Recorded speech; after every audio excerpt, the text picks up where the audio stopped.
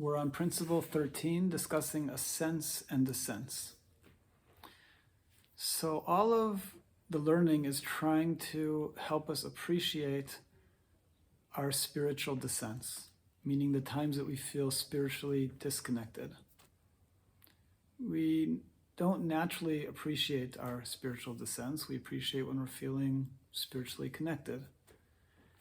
And the learning is helping us to become aware that all of our feeling spiritually disconnected is an integral part of our developing spiritually, and that to help us actually appreciate all of the times that we're feeling disconnected, that those times are here to actually help us to progress spiritually. What we just read in the section here, it started to say that if a person is working on their spirituality, doing spiritual work, and the goal is to transcend our ego, to try to transcend our desire to receive, to try to work on the place where instead of trying to get in every moment, we're working towards trying to be in a place of giving. So that's the moment that our ego resists.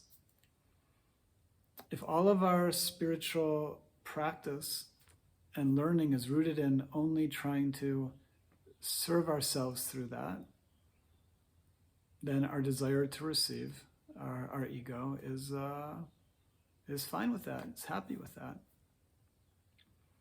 Now, the beginning of any spiritual practice and spiritual work and becoming interested in our spirituality all begins with doing it for a self-serving reason.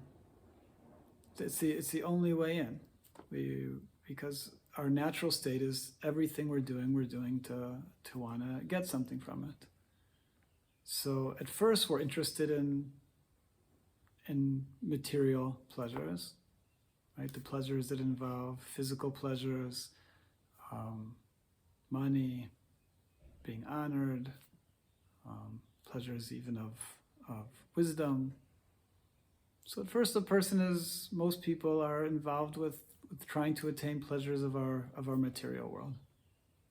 And then there's people that become interested in higher pleasures, which are the pleasures of spirituality, spiritual pleasures of trying to connect with our divine source.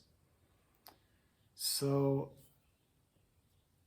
at first, when any person begins to become interested in their spirituality and to do spiritual practice, it's done in order to try to gain higher pleasures, trying to now attain pleasures that are beyond even the material pleasures that are more clearly in front of our eyes. So as long our first entrance into spiritual practice and being interested in our spirituality is our ego and our desire to receive is fine with that. There's still some struggles because the pleasures in our material world are very revealed to us, and we start to work towards spiritual pleasures and start to work in the realm of spirituality. So we also have to start to be working with belief, that believing that there's something to connect to and there's pleasure to be found there. So in a way, when we're starting our work in spirituality, although it's still completely rooted in our ego and what we're going to get from it, but we're kind of, instead of sort of like dealing with, like we could like say metaphorically, in our material world is dealing with getting paid in cash. In spiritual work, in the beginning, we're like looking to be paid on credit. Like there's an aspect of having to work on belief, and it's not, the pleasures are not laid out right in front of our eyes. So we're starting to work in a higher way, but still it's completely rooted in wanting to get from it. There's nothing altruistic about it. We're trying to, through our spiritual work, trying to gain pleasures and be blessed through that work in this world, or we could have wants of being blessed through our spiritual practice in in the world to come, in afterlife. So in all of that, our beginning of spiritual practice is rooted in self-interest.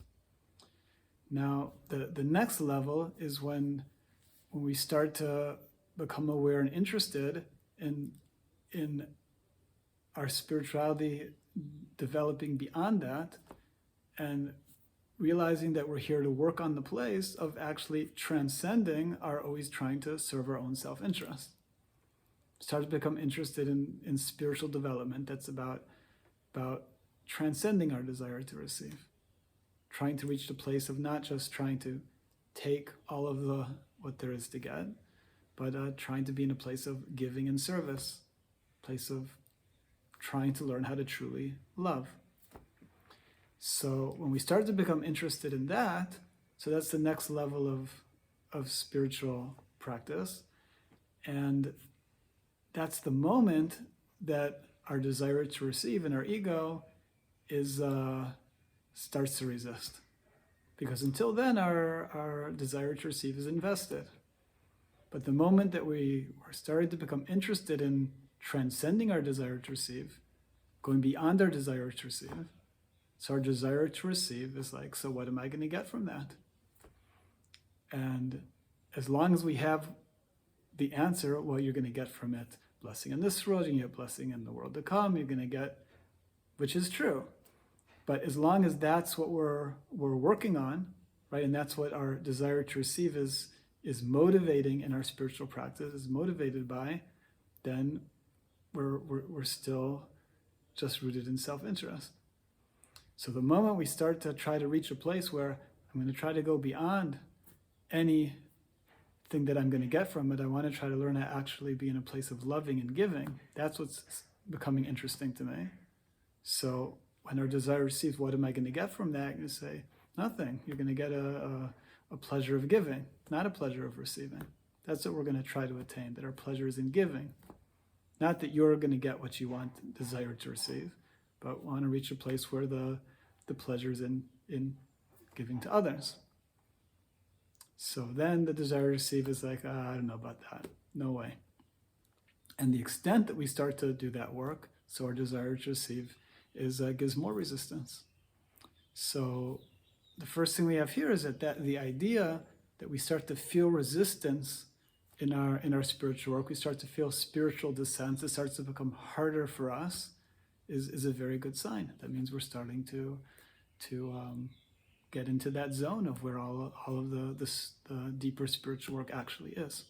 So the first thing is telling us that our spiritual dissents, feeling spiritually disconnected, resistance that we're having in spiritual practice, if we're feeling that, is a very good sign. And if we're not feeling that at all, if all of our spiritual practice is just going smoothly, so then that's a sign that we're actually not working on ourselves. So the